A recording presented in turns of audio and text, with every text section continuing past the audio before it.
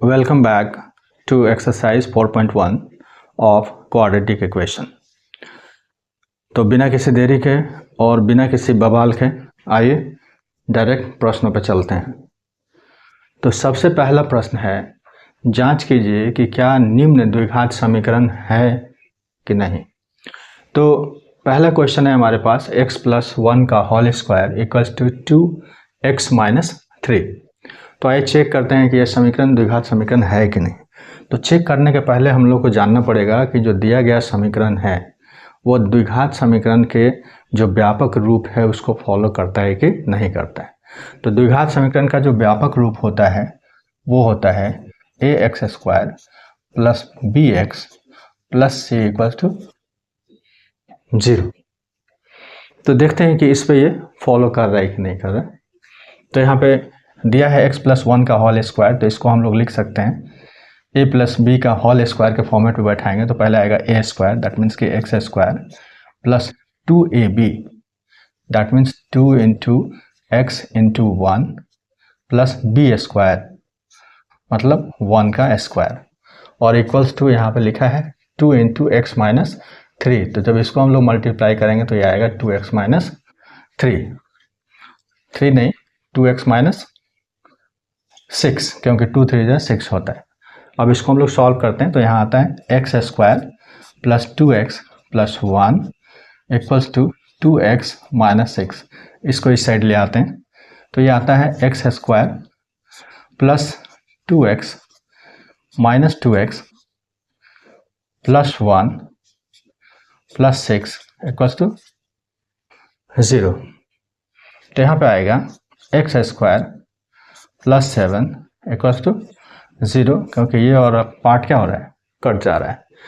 तो ये जो हमारे पास इक्वेशन निकल के आ रहा है इसको हम लोग इस तरह से लिख सकते हैं। देखिए यहाँ पे 1 है, देखिए इस तरह से लिख सकते हैं 1 into x² that is, plus इसे लिख सकते हैं 0 इंटू x और प्लस 7 जो c है हमारा। इस वाले टर्म्स में हम लोग 0 मल्टीप्लाई कर देंगे तो ये टर्म्स क्या हो जाएगा, बीच वाला 0 हो जाएगा और 7 यहाँ है। तो इस तरह से आप देखिएगा तो ये हमारे क्वाड्रेटिक इक्वेशन के व्यापक रूप को फॉलो कर रहा है, इसीलिए दिया गया जो बहुपद है वो द्विघात समीकरण है। तो यह द्विघात समीकरण है और यही हमारा आंसर होगा पहले क्वेश्चन का जवाब। अब हम लोग चलते हैं पहले क्वेश्चन के दूसरे क्वेश्चन में। अब हम लोग आ गए हैं पहले क्वेश्चन के दूसरे भाग में और दूसरा सवाल आपके सामने दिख रहा है। इसकी हम लोगों को जांच करनी है कि यह द्विघात समीकरण है या नहीं है। तो चलिए इसको चेक करते हैं। तो यहाँ पे जब इसका हम लोग सॉल्व करते हैं तो ये x² माइनस 2x, और जब इधर हम लोग सॉल्व करते हैं इसे तो -2 को जब 3 से मल्टीप्लाई करेंगे तो आएगा -6, और -2 को जब हम लोग -x से मल्टीप्लाई करेंगे तो आएगा प्लस 2x। अब ये सारे टर्म्स को हम इधर ले आते हैं। ले आने के बाद हमें मिलेगा, देखिए इस तरह से x² माइनस 2x ये वाला इधर आके माइनस हो गया है, और ये जो 6 इधर माइनस में इधर आके प्लस में हो जाएगा तो प्लस 6 इक्वल्स टू 0। तो देखिए ये x² minus 4x plus 6 equals to 0। यहाँ पर मैंने लिखा है द्विघात समीकरण का व्यापक रूप। अब इसको इससे कंपैरिजन करके देखते हैं। तो ये देखिए यहाँ पे 1 मल्टीप्लाइड है x में, ये देखिए यहाँ पे देखिए तो ये -4 मल्टीप्लाइड है हमारे x में, और यहाँ थर्ड टर्म हमारा 6 है। तो ये जो है हमारे द्विघात समीकरण के व्यापक रूप को फॉलो करता है, इसलिए यह समीकरण द्विघात समीकरण है। अब हम लोग चलते हैं पहले क्वेश्चन के तीसरे भाग में।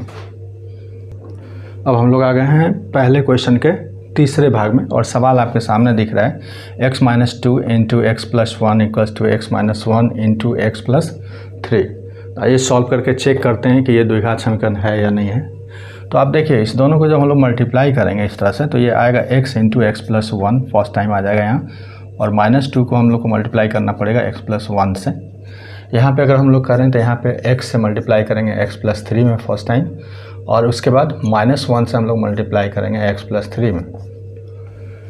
अब इसको सॉल्व कर लेते हैं हम लोग। तो ये आता है, देखिए x² + x, क्योंकि 1 में x से मल्टीप्लाई होगा तो x होगा, और -2 से जब x में मल्टीप्लाई होगा तो -2x होगा, और -2 से जब 1 में मल्टीप्लाई करेंगे तो ये आ जाएगा -2। यहाँ पे देखिए x को x से मल्टीप्लाई करेंगे तो ये x² होगा, x को जब 3 से मल्टीप्लाई करेंगे तो 3x, -1 को x से मल्टीप्लाई करेंगे तो -x, और माइनस को जब हम +3 से मल्टीप्लाई करेंगे तो प्लस माइनस माइनस। अब यहाँ पे देख सकते हैं आप कि पहले हम लोग सॉल्व कर लेते हैं यहाँ पे। तो यहाँ पे x² और ये plus minus minus minus x और -2 होगा, और यहाँ जब हम लोग सॉल्व करेंगे तो x² + 2x और -3 होगा।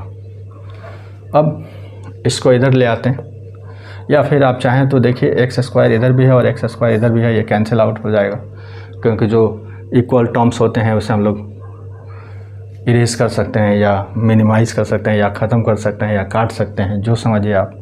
अब यहाँ पे हम लोग लिखेंगे -x -2, ये इधर आके माइनस होगा, तो ये 2 इधर आके माइनस होगा, तो ये 2x यहाँ पे लिख देंगे। ये प्लस में है तो इधर माइनस में, यहाँ -2 है तो उधर जाएगा, और ये 3 माइनस में है तो इधर प्लस में हो जाएगा, = 0। तो यहाँ पे देखिए -3x और प्लस माइनस माइनस +1। ये देखिए ये समीकरण जो हम लोगों को मिला है वह व्यापक रूप को फॉलो नहीं करता है। द्विघात समीकरण की सबसे पहला कंडीशन होता है कि इसका घात कम से कम 2 होना चाहिए, लेकिन इस इक्वेशन में घात मैक्सिमम हमें क्या मिल रहा है, 1। ये एक रैखिक समीकरण है, रैखिक समीकरण है, द्विघात समीकरण नहीं। तो हम लोग लिखेंगे कि यह समीकरण द्विघात समीकरण नहीं है। तो इस तरह से हम लोगों ने पहले क्वेश्चन के तीसरे पार्ट को सॉल्व कर लिया है। अब चलते हैं पहले क्वेश्चन के चौथे पार्ट में। अब हम लोग आ गए हैं पहले क्वेश्चन के चौथे भाग में, और चौथा सवाल आपके सामने बोर्ड पे दिख रहा है। सवाल है x - 3 × 2x + 1 = x × x + 5। आइए चेक करके देखते हैं कि यह हमारे क्वाड्रेटिक इक्वेशन का जो यूनिवर्सल फॉर्म है उसके हिसाब से यह आ रहा है या नहीं, या उसको संतुष्ट करता है कि नहीं करता है। तो आइए इसको सॉल्व करते हैं। सॉल्व करेंगे तो हम लोग x को 2x + 1 से पहले मल्टीप्लाई करेंगे, इसके बाद -3 को 2x + 1 से मल्टीप्लाई करेंगे। यहाँ पे इधर सीधा है तो डायरेक्ट हम लोग मल्टीप्लाई कर लेते हैं x² + 5। यहाँ पे जब इसको हम लोग मल्टीप्लाई करेंगे तो ये आएगा 2x², और इसको जब मल्टीप्लाई करेंगे तो x से तो ये x हो जाएगा। -3 को 2x से करेंगे तो ये -6x, -3 को जब 1 से करेंगे तो -3, और इधर x² और प्लस इधर 5 आ गया। अब इधर ले आते हैं इस सारे टर्म्स को। तो यहाँ पे देखिए ये आ जाएगा 2x² + x -6x -1 मिनट, इसको हम लोग इस तरह से कर लेते हैं। ये देखें 2x² और ये x² इधर आएगा तो माइनस हो जाएगा यहाँ पे x²।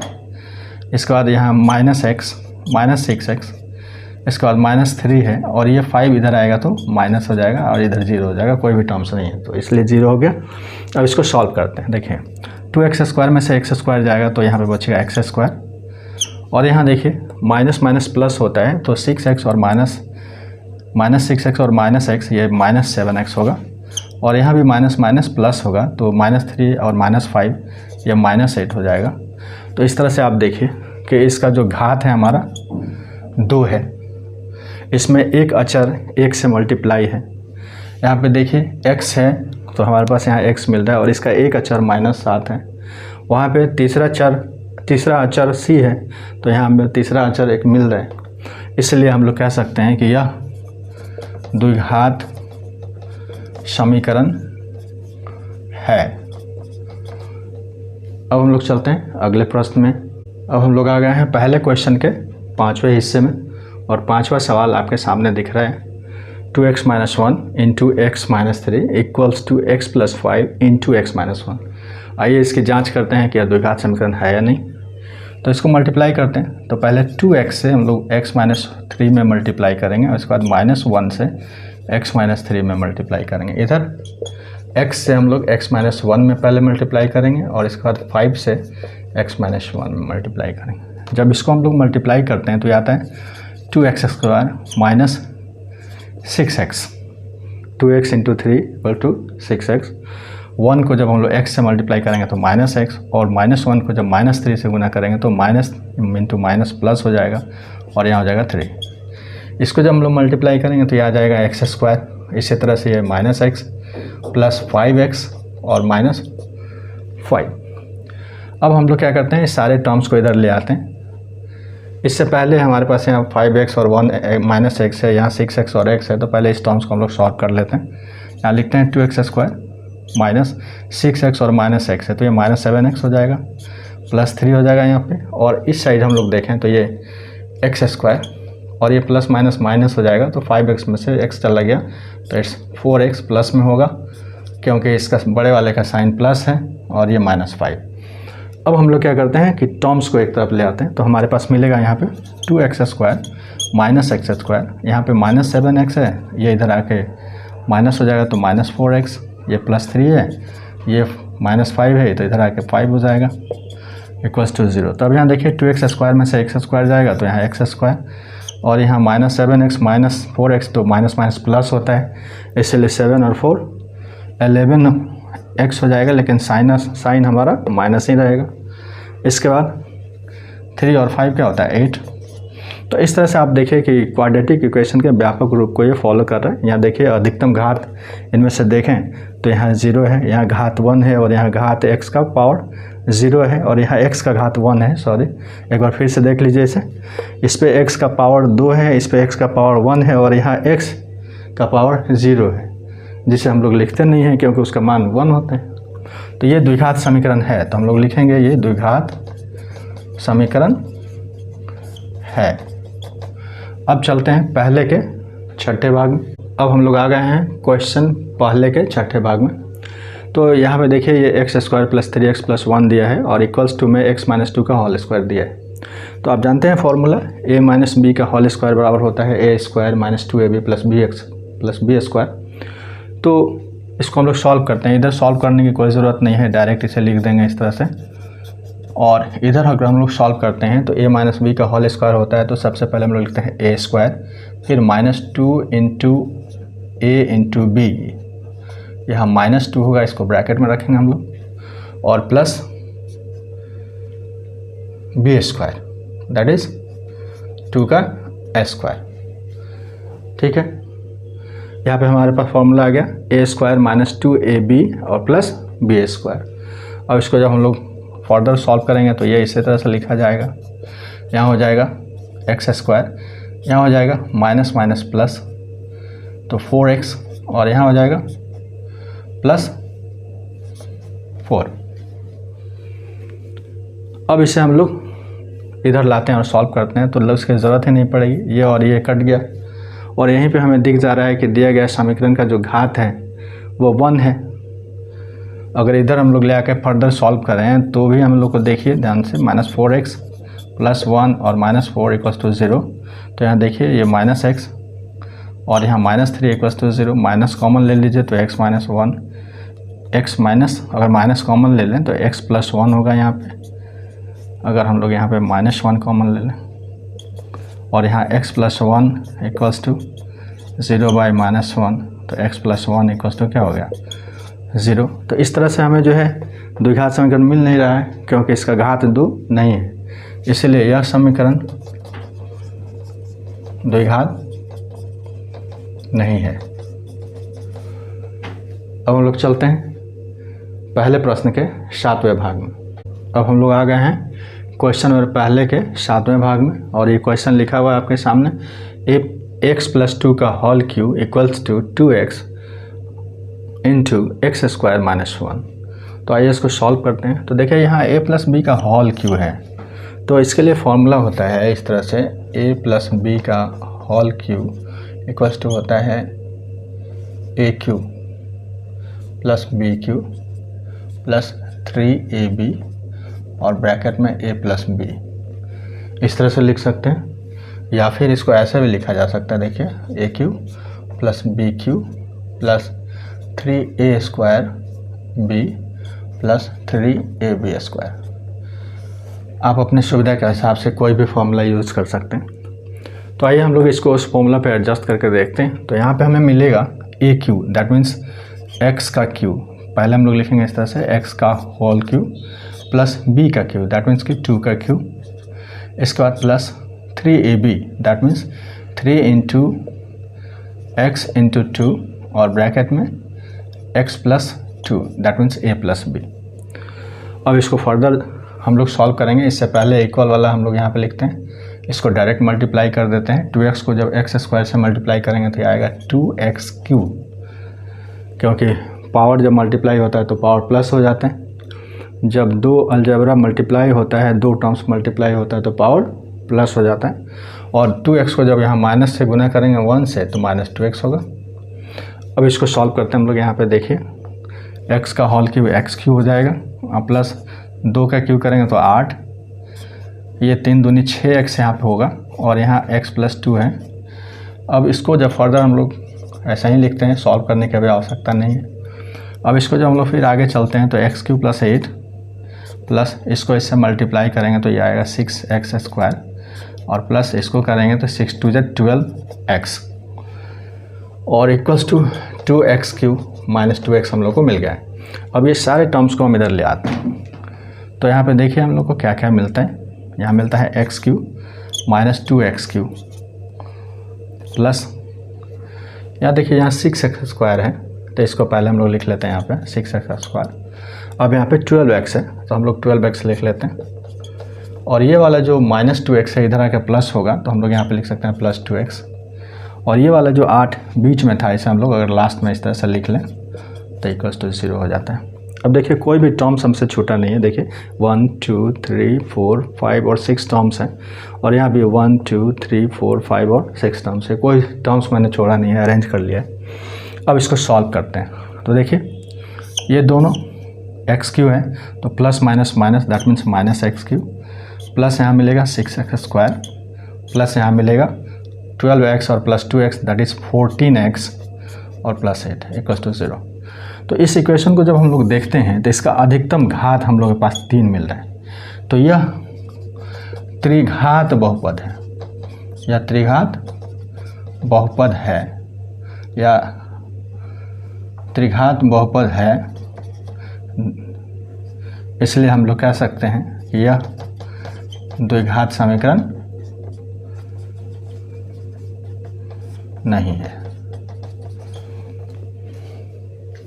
अब हम लोग चलते हैं पहले क्वेश्चन के 8वें पार्ट में। अब हम लोग आ गए हैं क्वेश्चन नंबर फर्स्ट के 8वें भाग में। क्वेश्चन आपके सामने दिख रहा होगा, X cube minus 4x square minus X plus 1 equals to X minus 2 का होल क्यूब। तो इधर हम लोग को कुछ करने की ज़रूरत ही नहीं है, ये तो ऑलरेडी एक्सपैंडेड फॉर्म में है। इसको हम लोग सॉल्व करते हैं। तो यहाँ पे देखिए यहाँ a माइनस बी का होल क्यू दिया हुआ, तो हमारे पास फॉर्मूला होता है a माइनस बी का होल क्यूब इक्वल्स टू होता है a cube minus B cube minus 3ab, और यहाँ पे होता है a माइनस बी। तो आइए इस फॉर्मूला पे इसे हम लोग लिखते हैं और सॉल्व करके देखते हैं क्या होता है। तो इसको x cube minus 4x square minus x और प्लस 1, इसको ज्यों करते हुए हम लोग उतार देते हैं, और यहाँ पे इसको इस फॉर्मूला पे एडजस्ट करते हैं। तो हम लोग को मिलता है एक्स का क्यूब माइनस 2 का क्यूब और माइनस 3 इंटू ए के जगह पे हम लोग क्या लिखेंगे, तो ए के जगह पे हम लोग लिखेंगे x और b के जगह पे लिखेंगे 2। इसके बाद ब्रैकेट के अंदर हो जाता है a माइनस बी, या और a माइनस बी के जगह पे हम लोग लिखेंगे दैट इज़ x माइनस 2। अब इसको हम लोग सॉल्व कर लेते हैं। तो इधर जब हम लोग सॉल्व करेंगे तो ये आएगा X cube minus 8 minus 3 2 6x और ब्रैकेट में x माइनस 2। इसको जब हम लोग फर्दर सॉल्व करेंगे तो ये आएगा X cube minus 8 minus 6x square और minus minus plus, that is 6 2 12। तो हम लोग लिखेंगे यहाँ पे 12x, 6x into x 6x square minus में और माइनस 6x और माइनस 2x, तो ये माइनस माइनस प्लस 12x। इधर की तरफ हमारे पास है तो उसको ज्यों कहते हैं उतार देंगे। हम लोग कुछ सॉल्व करने की कोशिश नहीं करेंगे इसे, माइनस एक्स प्लस 1, यहाँ पर भी वही होगा x square minus 4x minus X plus 1। अब देखिए यहाँ पे कि यहाँ पे एक्स क्यू है और यहाँ पे एक्स क्यू है, यहाँ प्लस में है और यहाँ पे प्लस में है, ये इधर आएगा तो ये माइनस हो जाएगा और कट जाएगा, दैट मीन्स कि एक्स क्यू और एक्स क्यू कैंसिल हो जाएगा। अब हम लोग इसको ला के सॉल्व करते हैं फर्दर, तो यहाँ रहा है माइनस 4x स्क्वायर प्लस ये इधर आएगा तो 6x हो जाएगा, 6x स्क्वायर, इसके बाद माइनस एक्स है यहाँ पे और ये 12x इधर आके क्या होगा माइनस होगा। इसके बाद यहाँ 1 है तो 1 लिखेंगे हम लोग और ये 8 प्लस माइनस में है तो इधर आके प्लस में हो जाएगा, अब उधर 0 रह जाएगा। अब कोई भी टर्म ऐसा नहीं है जो हमने इधर नहीं रखा है। इसको फर्दर सॉल्व करते हैं तो ये दोनों इक्वल है, सेम ग्रुप का है, इसलिए इसको प्लस माइनस माइनस करेंगे तो यहाँ 2x स्क्वायर हो जाएगा और यहाँ 12x और माइनस एक्स तो ये 13x हो जाएगा और इसको जब सॉल्व करेंगे तो ये 9 हो जाएगा और ये क्या हो जाएगा 0। तो इस तरह से आप देखिए कि ये जो दिया हुआ समीकरण है इसका घात 2 है और साथ ही साथ ये द्विघात समीकरण के व्यापक रूप को फॉलो कर रहे हैं, इसीलिए यह समीकरण द्विघात समीकरण होगा और यही हमारा आंसर हो जाएगा। अब हम लोग चलते हैं अगले प्रश्न में। क्वेश्चन नंबर 2 में आ गए हम लोग और दूसरा क्वेश्चन का पहला भाग में आ गए। तो ये कह रहा है कि क्वेश्चन कह रहा है कि निम्न स्थितियों को द्विघात समीकरण के रूप में लिखें। दैट मीन्स कि यह स्टेटमेंट बेस्ड प्रॉब्लम है और इसको हम लोग को द्विघात समीकरण में बदल के लिख देना है। तो आइए इसको हम लोग सॉल्व करते हैं। कह रहा है कि एक आयताकार भूखंड का क्षेत्रफल 528 मीटर स्क्वायर है। क्षेत्र की लंबाई एक इसमें दिया हुआ तो ये मीटर में दिया हुआ, चौड़ाई के 2 गुने से 1 अधिक है। हमें भूखंड की लंबाई और चौड़ाई ज्ञात करनी। तो इस तरह के क्वेश्चंस को सॉल्व करने के लिए जो चीज़ निकालना रहता है उसे हम लोग अलग अलग वैल्यू मान लेते हैं। तो यहाँ लिखा है, हम लोग यहाँ पे एज्यूम कर लेते हैं। पहले क्वेश्चन को डिमार्क करने के लिए एक लाइन खींच लेते हैं हम लोग यहाँ पे। तो हमने लिखा है, माना कि चौड़ाई x मीटर है। आप सोच रहे हो कि मैंने चौड़ाई क्यों माना, क्योंकि लंबाई जो है चौड़ाई के गुणनफल के रूप में दिया है ये, तो इसलिए हमने छोटे यूनिट चौड़ाई को x मान लिया है। तो लंबाई क्या हो जाएगी इसकी, तो इसकी लंबाई हो जाएगी 2 गुने से, ये जो चौड़ाई है इसके 2 गुने से 1 अधिक है। तो इस तरह से हमारे पास चौड़ाई और लंबाई दोनों ज्ञात हो गया है। और आप जानते हैं कि कोई आयताकार फील्ड अगर है तो इसका जो क्षेत्रफल होता है ये होता है लंबाई गुने चौड़ाई। चौड़ाई को हमने x माना है और लंबाई हमें निकल के आया है 2x प्लस 1। तो जब इसका क्षेत्रफल हम लोग निकालेंगे तो हम लोग यहाँ पे लिख सकते हैं प्रश्न से लंबाई गुने चौड़ाई, दैट मीन्स यहाँ पे लिख सकते हैं 2x प्लस 1 इंटू एक्स बराबर क्या मिलेगा हमें 528 मीटर स्क्वायर। यहाँ पे यूनिट लिखना ज़रूरी नहीं है, इसलिए इसको हम इरेज कर रहे हैं यहाँ पे। तो इस तरह से हमारे पास एक इक्वेशन बन गया है। अब इसको सॉल्व कर लेते हैं हम लोग। तो हम लोग को मिलता है 2x square plus X equals to 528 और इसको इधर ले आते हैं तो ये आता है 2x square plus X minus 528 equals to 0। और इस तरह से हमको एक द्विघात समीकरण मिल गया है और यही समीकरण हमें ज्ञात करना था और यही हमारा आंसर हो जाएगा। फर्दर इसको जब हम लोग सॉल्व करेंगे तो x की वैल्यू निकलेगी और उससे हम लोग को चौड़ाई और लंबाई ज्ञात हो जाएगा। लेकिन इस प्रश्न में हमें सिर्फ द्विघात समीकरण लिखना था, इसलिए हम द्विघात समीकरण ही लिखा है और यही हमारा आंसर हो जाता है। अब चलते हैं क्वेश्चन नंबर दूसरे के दूसरे पार्ट में। अब हम लोग आ गए हैं क्वेश्चन नंबर 2 के दूसरे भाग में। दूसरा क्वेश्चन कहता है कि 2 क्रमागत धनात्मक पूर्णांकों का गुणनफल 306 है तो पूर्णांक ज्ञात करें। तो ये बहुत ही इजी है, इसको हम लोग लिखते हैं इस तरह से सॉल्यूशन। माना कि पहला धनात्मक पूर्णांक x है तो क्रमागत है, इसका मतलब इसका ठीक बाद जो पूर्णांक आएगा वो होगा। तो दूसरा धनात्मक पूर्णांक x + 1 होगा। अब प्रश्न से हम लोग यहाँ पे लिख सकते हैं, प्रश्न से दोनों का गुणनफल कितना है 306। तो हम लोग यहाँ लिख सकते हैं कि पहला धनात्मक पूर्णांक x और दूसरा x + 1 है और इसका गुणनफल कितना है हमारे पास 306। अब इसको सॉल्व करते हैं तो ये x² + x = 306, तो ये x² + x - 306 = 0। तो इस तरह से ये जो दूसरा हमारे पास स्टेटमेंट था उसको हम लोग ने द्विघात समीकरण में बदल दिया है और यही हमारा आंसर हो जाएगा। अब हम चलते हैं दूसरे प्रश्न के तीसरे भाग में। अब हम लोग आ गए हैं क्वेश्चन नंबर दूसरे के तीसरे भाग में। क्वेश्चन कहता है कि रोहन की माँ उससे 26 वर्ष बड़ी है, उनकी आयु का गुणनफल अब से 3 वर्ष पश्चात 360 हो जाएगी, तो हमें रोहन की वर्तमान आयु ज्ञात करनी है।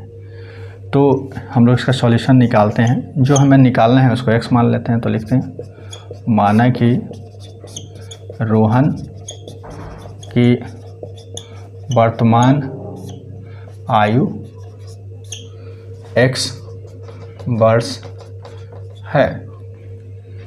तो क्वेश्चन में कह रहा है कि रोहन की माँ उससे 26 वर्ष बड़ी है,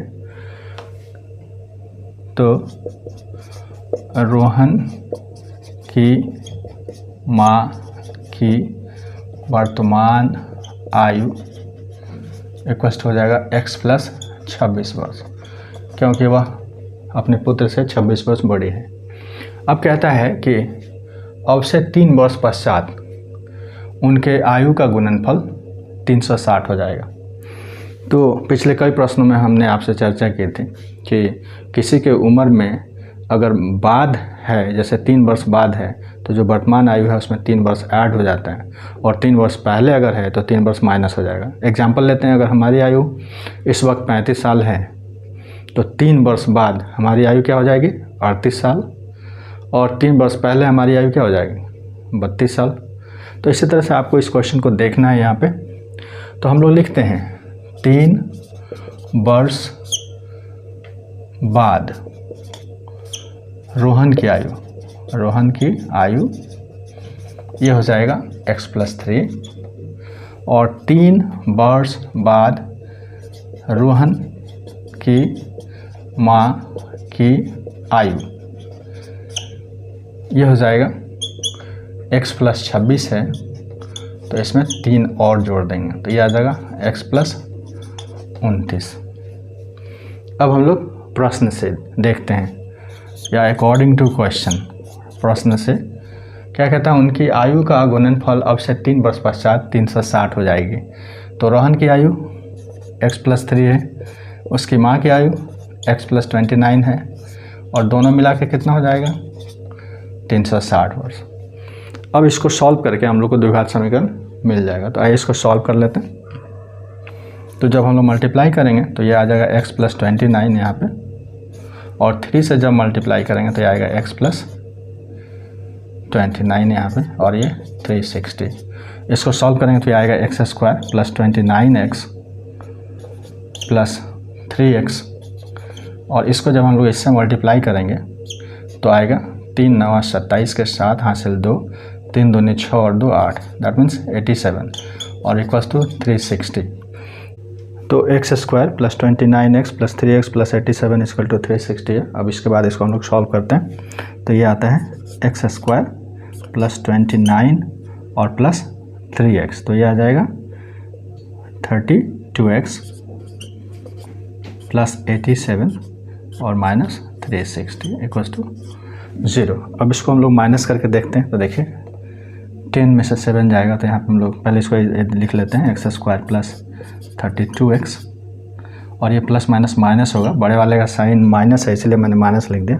अब 87 को 360 में से हम लोग माइनस करते हैं तो एक कैरी लिए 10, और 10 में से 7 जाएगा तो यहाँ आएगा 3, यहाँ बच गया 5, एक कैरी लिए यहाँ से तो 15 में से 8 जाएगा तो 7, और यहाँ हम लोगों ने कैरी एक ले लिया था तो बच गया था 2, तो यहाँ लिखेंगे 2। तो इस तरह से हमारे पास x² + 32x - 273 एक क्वाड्रेटिक इक्वेशन मिल गया है और यही हमारा आंसर होगा।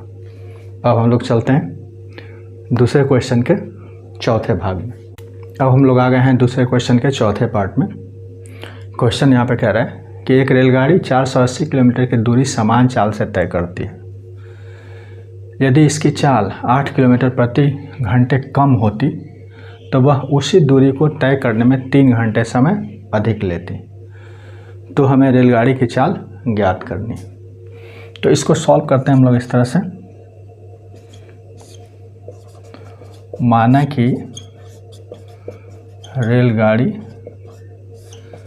की चाल x किलोमीटर प्रति घंटे है। अब एक रेलगाड़ी 480 किलोमीटर की दूरी समान चाल से तय करती है। इसकी चाल 8 किलोमीटर प्रति घंटे कम होती तो उसी दूरी को तय करने में इसे अधिक समय लेते, 3 घंटे अधिक समय लेते। तो देखिए समय क्या लगेगा। तो समय बराबर हमारे पास एक फॉर्मूला होता है, आपने 7वें या 8वें क्लास में पढ़ा होगा। समय बराबर होता है दूरी बटा चाल। अब क्वेश्चन के सेकेंड पार्ट को हम लोग देखते हैं। कह रहा है कि अगर ये 8 किलोमीटर प्रति आवर कम होती तो उसे 3 घंटे अधिक समय लगते। तो देखिए, तो माना कि रेलगाड़ी की चाल x किलोमीटर प्रति घंटे है, तो समान चाल से जब ये चलती है तो लगा समय कितना होगा। समान चाल से जाने पर लगा समय इक्वल्स टू होगा दूरी बटे चाल। दूरी हमारे पास 480 किलोमीटर है और चाल हमारा x किलोमीटर प्रति घंटे है। तो लगा समय हो जाएगा 480 बटा x घंटा या घंटे। समान चाल से जाने पर लगा समय 480 बटे x घंटे। अब हम लोग देखते हैं प्रश्न से या अकॉर्डिंग टू क्वेश्चन। प्रश्न से ट्रेन के द्वारा लगा समय समान चाल से चलने पर 480 बटे x और जब 8 किलोमीटर कम हो जाएगी, देखिए 8 किलोमीटर कम होने पर ट्रेन की नई चाल बराबर हो जाएगी x माइनस 8। अब हम लोग लिख सकते हैं यहाँ पे 480 बटा x माइनस 8। जब ट्रेन की स्पीड कम हो जाएगी तो ज़्यादा समान तौर पे वो ज़्यादा समय लेगी। तो ये हो गया हमारा नया समय और ये हमारा है पहले का समय 480 बाई x। और चूँकि अब समय ज़्यादा लग रहा है, पहले कम लग रहा था, अब कितना समय अधिक लग रहा है तो 3 घंटे अधिक लग रहा है। इसका मतलब जो ज़्यादा समय है और जो पहले का समय था उसका अंतर क्या मिलेगा हमें, 3 घंटे। अब इसको हम लोग फर्दर सॉल्व करते हैं। तो सॉल्व करने के लिए आप चाहें तो इसको इस तरह से लिख सकते हैं। ये देखिए 480 कॉमन ले लेते हैं तो यहाँ पे आएगा 1 by x minus 8 minus 1 by x equals to क्या होगा 3। अब इसको हम लोग फर्दर सॉल्व करते हैं तो हमें क्या मिलता है। तो यहीं पे पहले सॉल्व करते हैं। तो यहाँ लिखेंगे 480, यहाँ ब्रैकेट के अंदर हो जाएगा this is x into x minus 8, क्योंकि जब हम लोग एलसीएम लेते हैं तो दोनों मल्टीप्लाई होते हैं। x माइनस 8 से जब इसको डिवाइड करेंगे तो यहाँ बच जाएगा x माइनस x से जब इसमें डिवाइड करेंगे तो हमारे पास आएगा x माइनस 8। तो माइनस यहाँ पर लिखेंगे x माइनस 8 और इक्वल्स टू क्या होगा 3। अब फर्दर हम लोग इसको सॉल्व करते हैं। तो फर्दर सॉल्व करने पर हमें मिलता है 480 ब्रैकेट के अंदर आता है। देखिए इसको जब हम लोग सॉल्व करेंगे तो x माइनस एक्स प्लस 8 और नीचे में हमें मिलता है x इंटू एक्स माइनस 8। तो हम चाहें तो इसको भी मल्टीप्लाई कर सकते हैं। आइए इसको भी अब मल्टीप्लाई कर लेते हैं। तो ये आ जाएगा X square minus 8x equals to 3। अब हम लोग क्या करते हैं, देखिए सॉल्व करते हैं फर्दर। तो 480 इंटू यहाँ पे x और x कैंसिल आउट हो गया तो हमारे पास यहाँ पे बचा है 480 इंटू 8। तो इसको डायरेक्ट मल्टीप्लाई कर सकते हैं हम लोग। आइए डायरेक्ट मल्टीप्लाई कर लेते हैं। तो 8 0 का से मल्टीप्लाई करेंगे तो 0, 8 8 64 के 4 हासिल 6, 8 चौके 32 और 6 38। तो ये आ जाएगा 380 384 और उसके बाद 0, इसके बाद नीचे आ जाएगा x² minus 8x equals to 3। अब इसको हम लोग क्रॉस मल्टीप्लिकेशन कर लेते हैं इस तरह से। अब फर्दर हम लोग इसका क्रॉस मल्टीप्लिकेशन करते हैं। तो क्रॉस मल्टीप्लिकेशन करने के बाद हमारे पास आता है 3 इंटू x² माइनस 8x इस तरह से, और यहाँ मिलेगा 3840। अब हम लोग करते हैं 3 यहाँ पे है, इसमें सभी 3 निकाल के देखते हैं क्या होता है। तो यहाँ पे आएगा x² माइनस 8x। यहाँ 3 जब हम लोग कॉमन निकाल देंगे तो ये आएगा 3 1 ज़ा 3, 3 2 ज़ा 6 और 3 8 ज़ा 24। तो ये आ जाएगा 1280। तो ये 3 और ये 3 कैंसिल आउट हो जाएगा। तो हम लोग यहाँ पे लिख देंगे x² minus 8x equals to 1280, और ये आ जाएगा x² minus 8x minus 1280 equals to 0, और यही हमारा आंसर हो जाएगा। इस तरह से हम लोगों ने एक्सरसाइज 4.1 के सारे प्रश्न पूरे कर लिए हैं। आपको इस वीडियो से अगर कुछ वैल्यू मिला हो तो इसे लाइक करें और दूसरों को शेयर करें, और इसी तरह के वीडियो को पाने के लिए आप इस चैनल को सब्सक्राइब करने पर विचार कर सकते हैं। इतनी देर तक आपने इस वीडियो को देखा, इसके लिए आपको बहुत बहुत धन्यवाद।